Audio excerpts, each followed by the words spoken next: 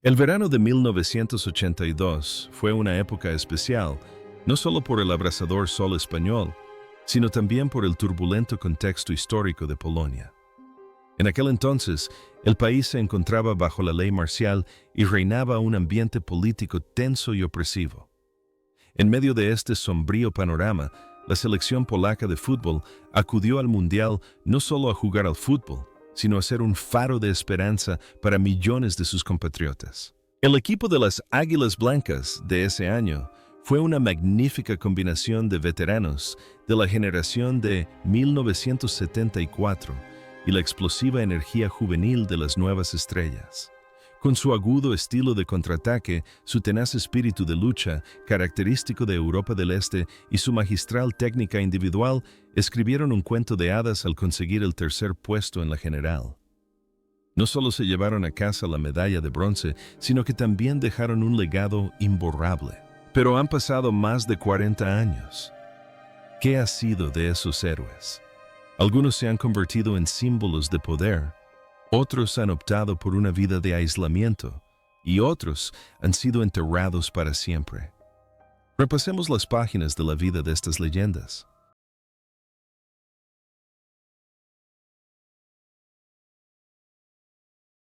Władysław Żmuda, la piedra angular silenciosa, el hombre que construyó el muro de acero frente a la portería polaca.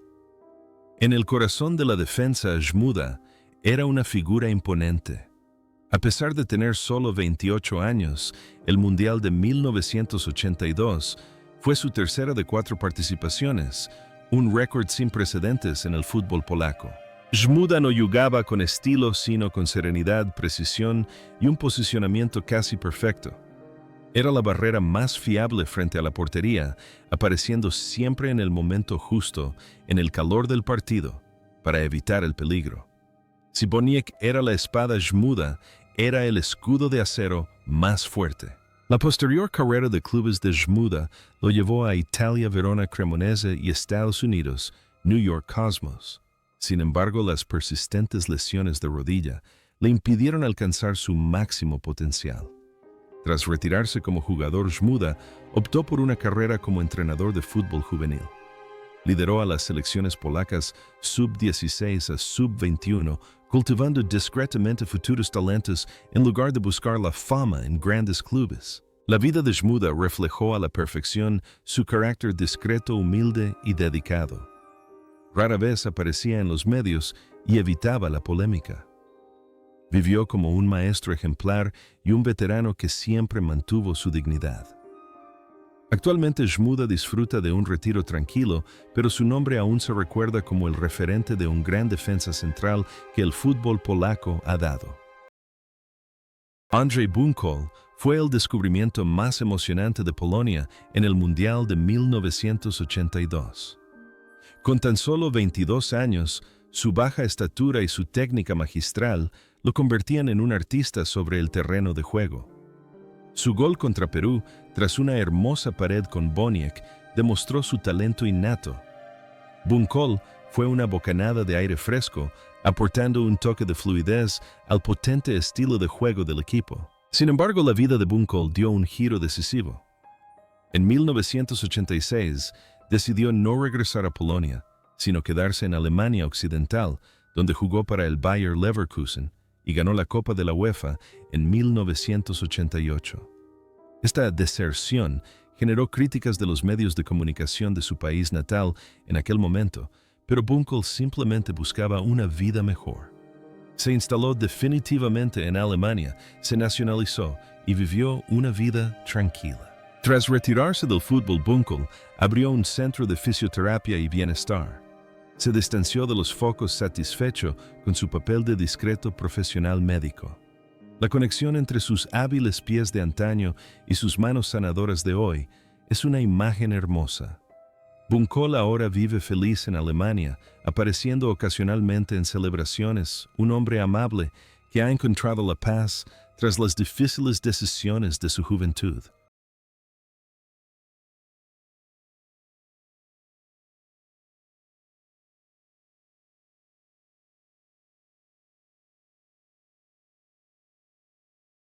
Zbigniew Boniek, la máxima expresión de la fuerza, el corazón y la mente de la selección polaca en 1982. A los 26 años, Boniek lució el dorsal 20. No era un delantero centro al uso, sino un perfecto 9,5, con una velocidad vertiginosa y una capacidad explosiva en los partidos importantes. Su hat-trick contra Bélgica en la segunda fase de grupos sigue siendo una obra maestra del contraataque, dejando una profunda huella en la historia del fútbol polaco. Su ausencia en la semifinal contra Italia por sanción siempre es un gran pesar, una pregunta persistente en el corazón de la afición. Y sí, tras el torneo, Boniek fichó por la Juventus, donde formó una dupla demoledora con Michel Platini, ganando la Copa de Europa y la Recopa de la UEFA. El presidente de Fiat, Gianni Agnelli, lo apodó cariñosamente Bello di Notte, señor. Esta noche por sus brillantes actuaciones en los partidos nocturnos. Tras retirarse, Boniek no optó por una vida fácil. Emprendió una carrera como entrenador dirigiendo a la selección nacional polaca, antes de convertirse en presidente de la Federación Polaca de Fútbol, PZPN, y vicepresidente de la UEFA. La carrera de Boniek refleja a la perfección su estilo de juego agresivo, inteligente y siempre con ganas de controlar el juego. De jugador arrogante en el campo, se convirtió en un entrenador poderoso, un padrino del fútbol polaco con sus declaraciones directas y su visión estratégica. Hoy Boniek sigue siendo una de las figuras más influyentes de Europa, con la trayectoria de un triunfador que ha marcado el fútbol de su país durante el último medio siglo. Włodzimierz Smolarek, un guerrero inquebrantable que transforma cada centímetro de hierba en un lienzo para demostrar su inquebrantable determinación. Junto a Boniek y Lato Smolarek, de 24 años, es un peligroso atacante por la banda izquierda con una energía aparentemente inagotable. La imagen de él corriendo hacia la esquina del campo con el balón en la mano para perder tiempo contra los indefensos jugadores soviéticos en el decisivo partido de la segunda fase de grupos se ha convertido en un símbolo de astucia y tenacidad. Smolarek no solo corrió, sino que luchó por cada centímetro de césped, siempre con una sonrisa desafiante en el rostro. Tras el Mundial, Smolarek se convirtió en un ídolo en el Widzew Łódź, antes de trasladarse a Alemania para jugar en el Eintracht Frankfurt y a los Países Bajos con el Feyenoord, donde gozó de una gran popularidad. Tras retirarse como jugador, se dedicó por completo al desarrollo de jóvenes promesas y, en particular, a guiar a su hijo Ebi Smolarek para que se convirtiera en un jugador destacado de la selección nacional. Vivió una vida sencilla, siempre optimista, y fue un puente entre generaciones de futbolistas polacos. La imagen de ese padre devoto y guerrero alegre parecía destinada a perdurar para siempre. Sin embargo, ese viaje lleno de sonrisas tuvo un final abrupto.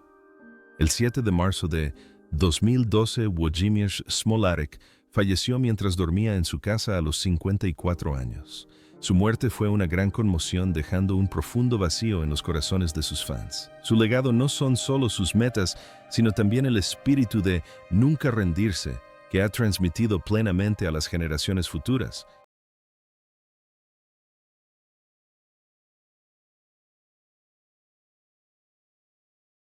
Grzegorz, lato estrella incansable y punto de inflexión. Político nexo de unión entre la generación dorada de 1974 y la selección polaca de 1982. Sí, Boniek representa el presente y el futuro.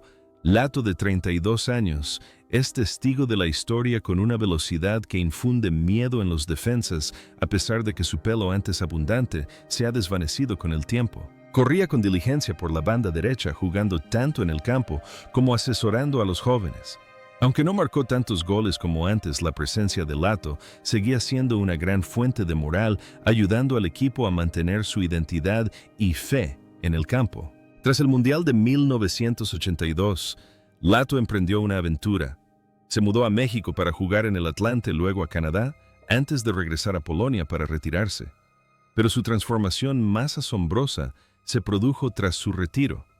De jugador sencillo, Lato se adentró en la política, convirtiéndose en senador y ganando la presidencia de la Federación Polaca de Fútbol. por delante de Boniek. Sin embargo, su presidencia estuvo plagada de controversias y críticas, un marcado contraste con la abrumadora admiración que recibió durante su carrera como jugador.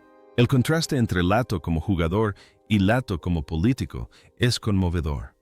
En el campo, era un héroe humilde. En el poder estaba fuera de lugar y era percibido como conservador.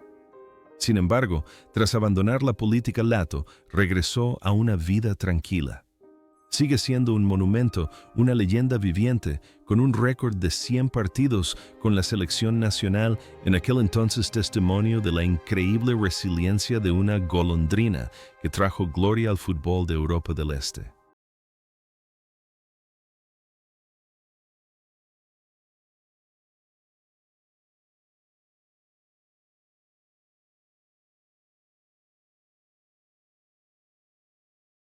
Stefan Majewski, el lateral derecho de 26 años, es uno de los jugadores más inteligentes del equipo.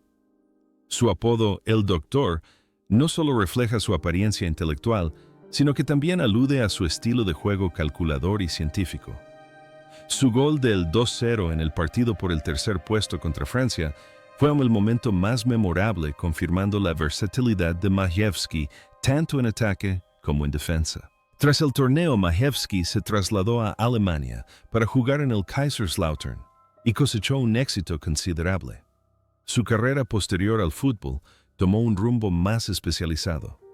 Se convirtió en entrenador dirigiendo varios clubes e incluso ejerciendo como seleccionador interino de la selección nacional polaca.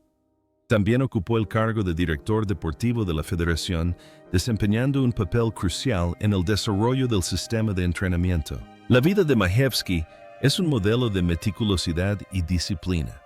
Siempre luce elegante, habla concisamente y trabaja con sistematicidad. A diferencia de otras estrellas destacadas, Majewski aporta su conocimiento y dedicación. Incluso hoy sigue siendo un respetado experto y entrenador de fútbol que busca constantemente aplicar los conocimientos modernos al fútbol de su país.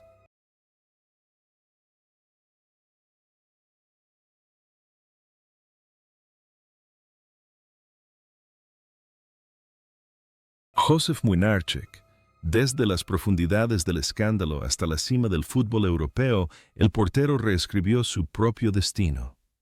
Ese año, Młynarczyk, el guardameta de 28 años, con su característico bigote, custodiaba la portería polaca. En el Mundial de 1982, realizó una serie de paradas espectaculares, especialmente en la semifinal contra Italia, que se empapó en agua, y en el dramático partido por el tercer puesto contra Francia. Sin embargo, pocos saben que para estar en España, Młynarczyk tuvo que superar el infame incidente del aeropuerto de Okenche de 1980, un escándalo que casi le costó la vida tras una suspensión. El Mundial de 1982 fue el escenario donde recuperó su honor y demostró ser un portero europeo de élite. E hizo aún más que eso. Tras el torneo, Młynarczyk se fue a Francia para jugar en el Bastia antes de fichar por el Porto, donde escribió su capítulo más glorioso. Se convirtió en el primer y único portero polaco hasta la fecha en ganar la Copa de Europa Liga de Campeones en 1987, cuando el Porto derrotó al Bayern de Múnich.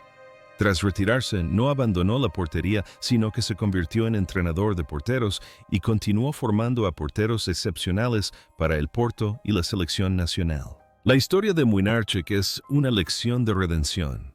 De ser considerado un culpable por su alcoholismo, ascendió con talento y esfuerzo hasta convertirse en una leyenda. Fuera del campo, Młynarczyk es un hombre experimentado, tranquilo y práctico.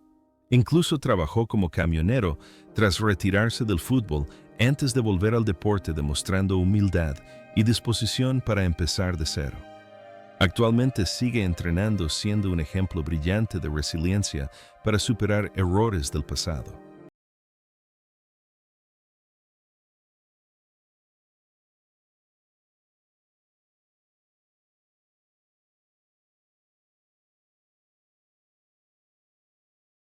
Paweł Janas, el elegante líder, en el corazón de la defensa, la personificación de la calma y la fineza. Junto a Shmuda Janas, a sus 29 años, aporta una gracia excepcional al juego para un defensa central. No solo es fuerte en las entradas, sino que también posee una excelente capacidad para iniciar ataques desde lejos. Su calma ayuda a equilibrar toda la defensa, contribuyendo a formar un muro de acero frente a la portería de Młynarczyk.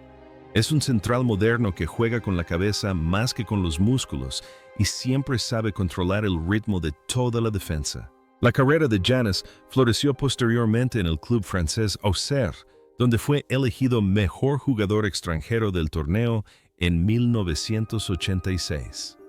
Tras retirarse, Janas se convirtió en uno de los entrenadores más exitosos de Polonia, llevando al Legia de Varsovia a los cuartos de final de la Liga de Campeones y dirigiendo a la selección nacional en el Mundial de 2006. A pesar de las controversias en torno a su decisión de prescindir de jugadores clave, incluido el portero Dudek, su talento como entrenador es innegable. Fuera del campo, Janas era un hombre tranquilo, a veces distante, pero muy decidido. Su vida después del fútbol era bastante privada. Dedicaba su tiempo a su familia y a su afición por la caza. A pesar de retirarse del fútbol de élite, Paweł Janas aún es recordado como una de las figuras más influyentes, habiendo experimentado tanto la gloria como la amargura como jugador y entrenador.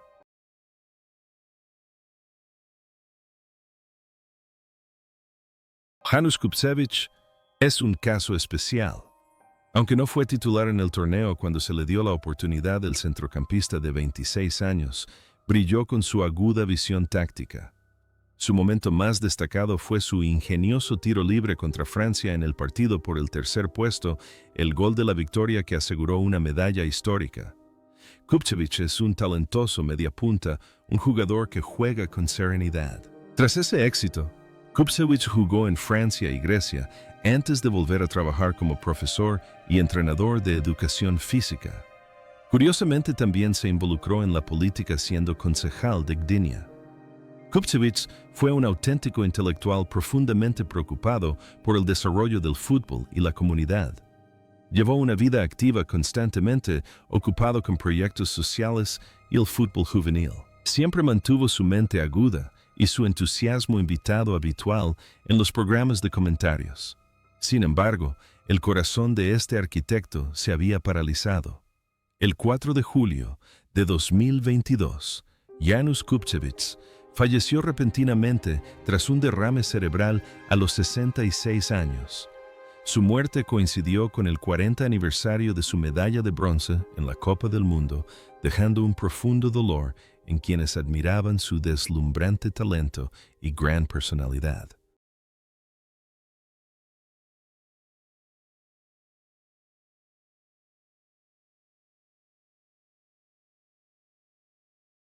Waldemar Matisik fue el héroe más olvidado.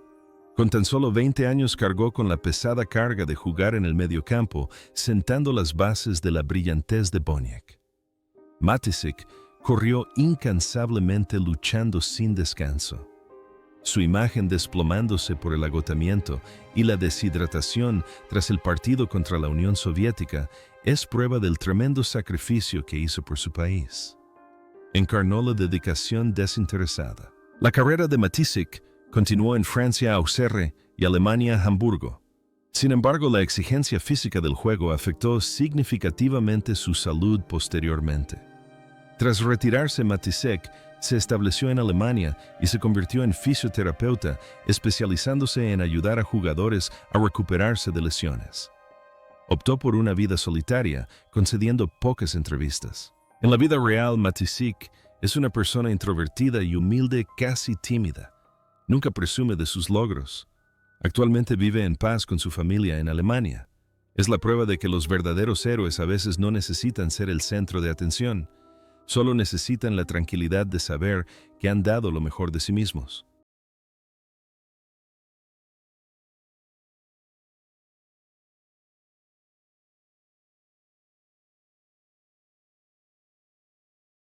Marek Juba empezó el torneo en el banquillo, pero se ganó la titularidad en la segunda mitad gracias a su fiabilidad y tenacidad.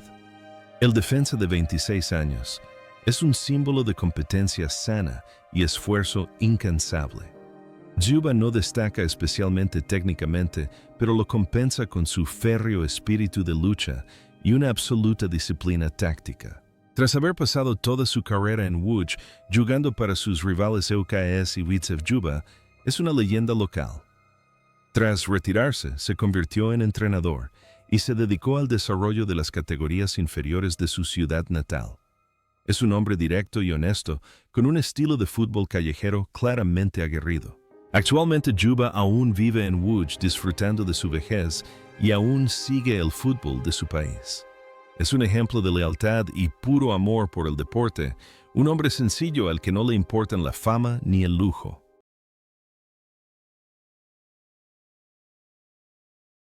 Andrzej Iwan fue uno de los mayores talentos que el fútbol polaco había dado jamás. A los 22 años se esperaba que brillara en el Mundial de 1982. Sin embargo, una lesión en su segundo partido contra Camerún le privó de su oportunidad de brillar, sumiéndolo en la tragedia de un genio incumplido. Iwan lo tenía todo: técnica, fuerza, inteligencia, pero el destino no le fue propicio. La vida de Iwan después del fútbol fue una larga espiral descendente hacia la adicción al juego y el alcoholismo. Intentó suicidarse repetidamente debido a la depresión. Su autobiografía Spaloni es una cruda y dolorosa confesión sobre el lado oscuro del mundo del fútbol. Pero es precisamente esta brutal honestidad la que le ha granjeado el cariño y la simpatía del público. Iwan se esfuerza por reconstruir su vida como comentarista, ofreciendo perspectivas perspicaces y humorísticas. Después de soportar muchas dificultades, Iwan parecía haber encontrado nuevamente su equilibrio. Sin embargo, el demonio que llevaba dentro nunca lo abandonó del todo. A finales de 2022, Andrzej Iwan falleció en Cracovia a los 63 años.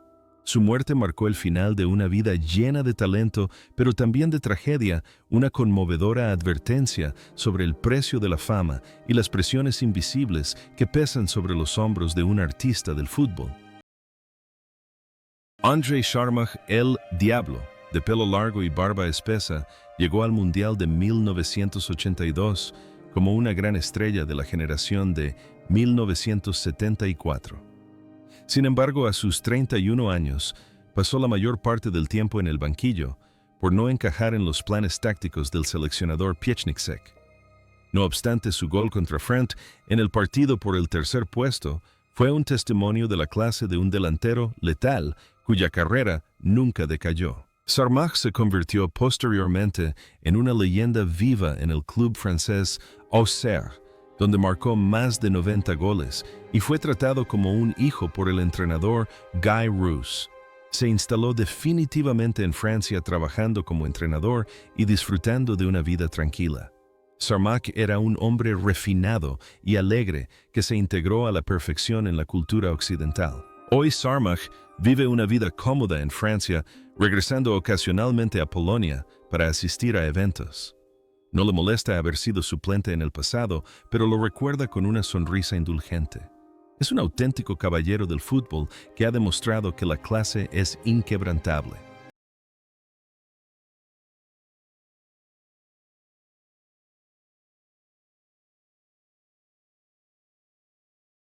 Jan Jawocha, el dolor de un pionero, aquel que puso los primeros ladrillos, pero no llegó a presenciar el momento más glorioso. A los 24 años, el lateral derecho del Wisła Cracovia llegó a España como defensa titular de Polonia. Fue titular en los 3 primeros partidos de la fase de grupos, convirtiéndose en un pilar fundamental gracias a su estilo de juego diligente y disciplinado.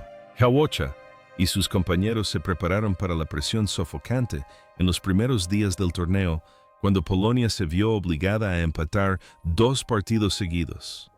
Sudó para construir los cimientos de la casa, pero irónicamente no estuvo presente cuando esa casa brilló con más fuerza. El destino cruel lo golpeó durante un partido triunfal contra Perú.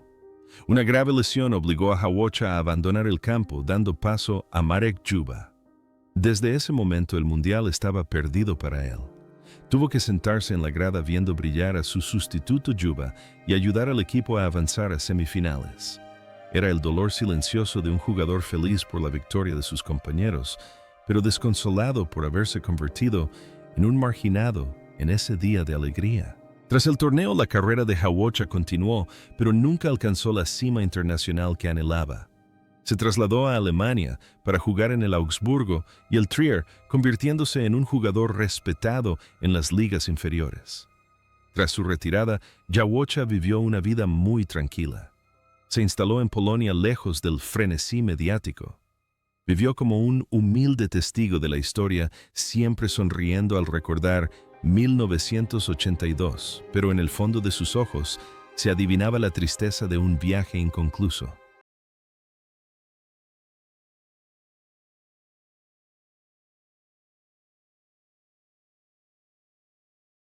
Włodzimierz Czołek, el príncipe de los equipos discretos y modestos, brilló con luz propia a pesar de no ser el jugador principal. Con el dorsal 9, Czołek, de 26 años, era la personificación de un super suplente de alto nivel para Polonia ese año. El momento más destacado de su carrera llegó en el partido contra Perú, cuando entró como suplente y marcó con serenidad el quinto gol, culminando una espectacular racha goleadora. Con una zurda hábil y una mente futbolística inteligente, Czołek se convirtió en el máximo goleador de la Liga Polaca tan solo 2 años después. En su ciudad natal, Wojciech Czołek es venerado como un príncipe, un hombre con un talento innato y la humildad característica del fútbol polaco. Sin embargo, la vida de Czołek después del fútbol fue un marcado contraste. Tras retirarse y dedicarse a la dirección técnica, se vio envuelto en escándalos de amaño de partidos, un problema persistente que azotó al fútbol polaco durante su periodo de transición. De héroe del Mundial, su imagen se vio empañada por la mala gestión y los errores éticos en su carrera posterior. Es la tragedia de un talento que no resistió las tentaciones de la época. Pero siendo justos, a pesar de sus errores, Czołek seguía siendo un padre y abuelo que luchaba por encontrar la paz en su vejez. Vive tranquilo en su ciudad natal confrontando su conciencia y su pasado. La historia de Czołek nos recuerda que la gloria del fútbol no es una panacea para los errores de la vida real. Sin embargo, su gol de 1982 sigue siendo un hermoso legado que nadie podrá arrebatarle.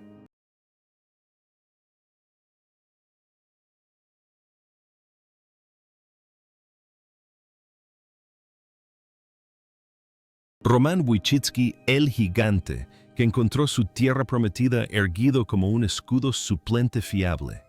Con casi 1,9 metros de altura, Wojcicki infundía una confianza absoluta en cada aparición. En el Mundial de 1982, el central de 24 años era solo reserva de la dupla Żmuda-Janas y solo jugó 45 minutos en el partido por el tercer puesto contra Francia. Sin embargo, a pesar de sus escasas apariciones, Wojcicki demostró las cualidades de un central moderno corpulento, fuerte, pero con agilidad, con un excelente control del espacio y una potente capacidad de entrada. Pues un símbolo de la profundidad y solidez de la defensa polaca de aquel año. Lo más interesante de Wojcicki reside en su trayectoria tras el torneo. Fue uno de los jugadores polacos más exitosos que jugó en el extranjero en Alemania. Se convirtió en una leyenda con el Hannover 96 y el FC Hamburg, jugando de forma constante en la Bundesliga durante muchos años. Alemania se convirtió en su segundo hogar. Tras retirarse, Wojcicki no regresó a Polonia, sino que se instaló definitivamente en Alemania, donde abrió una exitosa escuela de fútbol y un centro de fisioterapia. La carrera de Wojcicki es un testimonio de su increíble esfuerzo y adaptabilidad. De ser un jugador reserva relativamente desconocido en España, se labró una vida plena y próspera en el extranjero. Es un ejemplo de hombre de éxito que utilizó el fútbol como trampolín para cambiar el destino de toda su familia. Hoy, Wojcicki vive feliz en Alemania, sirviendo como puente cultural entre ambos países y un motivo de orgullo para los polacos que viven en el extranjero.